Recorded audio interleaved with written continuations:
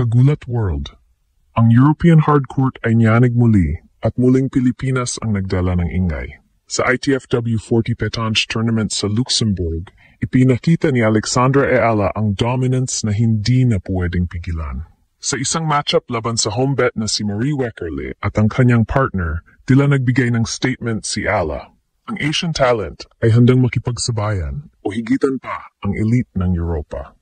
Ang conflict dito ay ang pagpapatuloy ng mission ni Ayala na iangat ang kanyang rank laban sa mga kalaban na may bentahe ng home court at familiarity. Ito ang laban na muling nagpasiklab sa hope at nagbigay ng shock factor sa isang quiet na bansa. Ang Luxembourg, na kilala sa kanyang quiet efficiency at strong European tennis culture, ay nagulantang sa bilis at fire na dinala ni Ayala. Sa gitna ng W40 Pétange, ang bawat point ay may dalang national pride. Si Marie Weckerle, kasama ang kanyang partner, ay sinubukan ang lahat ng strategy upang i-neutralize ang aggression ng tandem ni Ayala. Ngunit walang pigil si Ayala. Ang kanyang serve ay mabilis, ang kanyang net game ay precise, at ang chemistry nila ng kanyang partner ay halos flawless. Sa madaling salita, ang home bet ay nadurag. Ang victory na ito ay higit pa sa isang panalo sa doubles quarterfinals. Ito ay nagpapatunay na ang training at dedication ni Ayala ay nagbibigay na ng consistent result sa iba't ibang terrain at opponent. Ang ginulat ang mundo moment ay hindi lang nangyayari sa big stage. Nangyayari rin ito sa bawat ITF tournament kung saan pinapataob ni Ayala ang mga may mas mataas na ranking o advantage. Ito ang legacy na kanyang itinatayo, na ang Grand Slams, WTA goals ay hindi malayong pangarap kundi isang path na unti-unting nilalakaran. Ang explosive Teglish pacing ay nararapat dahil ang fight na ito ay nagpapakita ng unyielding Pinoy heart. Kahit European clay o hardcourt pa ang laro, hindi natitinag si Ayala. Ang dominant performance na ito ay critical sa kanyang journey patungo sa higher ranking at entry sa mas malalaking WTA tournaments. Muling nag-aalab ang hope ng bansa. Ang statement ay malinaw, handa na si Alex Ayala para sa big leagues. Ang Luxembourg, na karaniwang tahimik at disciplined sa sports, ay naging sentro ng ingay dahil sa power play ni Alexandra Ayala sa ITF W40 Pétange Tournament. Ang doubles quarterfinal na ito, kung saan tinalo ni Ayala, kasama ang kanyang partner, ang home bet na si Marie Weckerle, ay nagbigay ng massive shockwave sa European tennis circuit. Ang conflict na ito ay hindi lang tungkol sa puntos. Ito ay tungkol sa disruption ng European dominance sa kanilang sariling teritoryo. Ang home court advantage ni Weckerle ay tila natunaw sa harap ng focused aggression at world-class talent ng Filipina. Si Marie Weckerle, kasama ang kanyang partner, ay may established presence sa European ITF circuit. Ang kanilang familiarity sa court at sa conditions ay dapat sana'y nagbigay sa kanila ng edge. Ngunit, tulad ng maraming European opponents na nakakaharap ni Ayala, hindi nila inasahan ang intensity at strategic depth na dala ng Pinay prodigy. Mula sa unang serve hanggang sa final point, ipinakita ni Ayala ang kanyang elite net game at powerful ground strokes na nagpahirap sa defensive position ng mga kalaban. Ang pacing ng match ay naging explosive dahil sa non-stop attack ni Ayala. Ang victory na ito ay nagpapatunay na ang WTA goals ni Ayala ay mas lalo pang lumalapit. Sa bawat tournament sa Europa na kanyang sinasalihan, tila nagiging mas consistent at mas mentally tough siya. Ang pagpapatumba sa home bet sa Pétange ay nagbigay ng statement sa mga analyst. Si Ayala ay hindi na lang promising.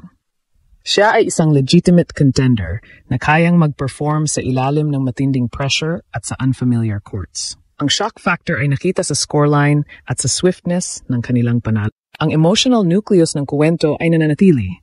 Ang paglalakbay mula sa heartbreak tungo sa hope. Sa bawat doubles win na nagbibigay ng valuable points at match rhythm, nag-iipon si Ayala ng confidence para sa kanyang singles campaign at sa major Grand Slams. Ang tagumpay sa Luxembourg ay nagbigay ng panibagong fuel sa Pinoy pride, na ang isang Filipina ay kayang maging dominant force sa international stage ng tennis. Ang laban na ito ay nagbigay ng clear signal. Handa na si Ayala na maging legacy builder at walang European opponent ang makakapigil sa momentum ng Pilipinas. Ang kanyang determination ay unyielding at ang fight na ito ay must-watch. Ang dominant victory ni Alexandra Ayala sa W40 Pétange, partikular ang pagdurog sa home bet na si Marie Weckerle, ay nagpadala ng clear signal sa international tennis community. Ang Filipina ay nagiging isang unstoppable force. Ang panalo na ito ay lalong nagpatibay sa kanyang growing reputation bilang isang versatile player na hindi lang umaasa sa singles game. Sa doubles, nagpapakita siya ng exceptional chemistry at net skills na nagbibigay sa kanya ng competitive edge sa mga future WTA tournaments. Ang global impact ay nakita sa pagtaas ng interest ng mga European media at scouts sa kanyang performance at training regimen. Ang emotional resonance ng tagumpay na ito ay napakalakas sa Pilipinas. Ang bawat panalo ni Ila, mapa-doubles man o singles, ay nagsisilbing source of hope at national pride. Ang ginulat ang mundo framing ay lalong naging relevant dahil ang tagumpay niya ay nakamit sa heart ng Europa, kung saan matindi ang competition at resources ng mga kalaban. Para sa mga Pilipino, ang pagpapatumba sa mga European opponents ay nagbibigay ng validation na ang Filipino talent ay world-class at competitive sa highest level. Ang legacy na itinatayo ni Ala ay hindi lang sa tennis court. Ito ay nagbibigay inspirasyon sa susunod na generation ng mga Filipino athletes. Ang consistency ni Ala sa ITF circuit ay crucial sa kanyang ascent sa WTA ranking. Ang mga ranking points na nakukuha niya sa doubles victories ay nagdaragdag sa kanyang total points, na magiging key para makapasok siya sa mas malalaking WTA main draws. Ito ang strategic path na kanyang tinatahak. Unti-unting i-build ang ranking sa ITF upang masigurado ang slot sa mga major tournaments. Ang tagumpay sa Pétange ay isang malaking hakbang sa mission na ito. Ang pacing ng kanyang laro ay explosive dahil sa kanyang all-out aggression. Hindi siya nagbibigay ng room para makabawi ang kalaban. Ito ang trademark na nagpapakita ng kanyang unyielding Pinoy heart. Kahit home crowd pa ang kalaban, hindi siya natitinag. Ito ang spirit na kailangan para makamit ang Grand Slam's goals.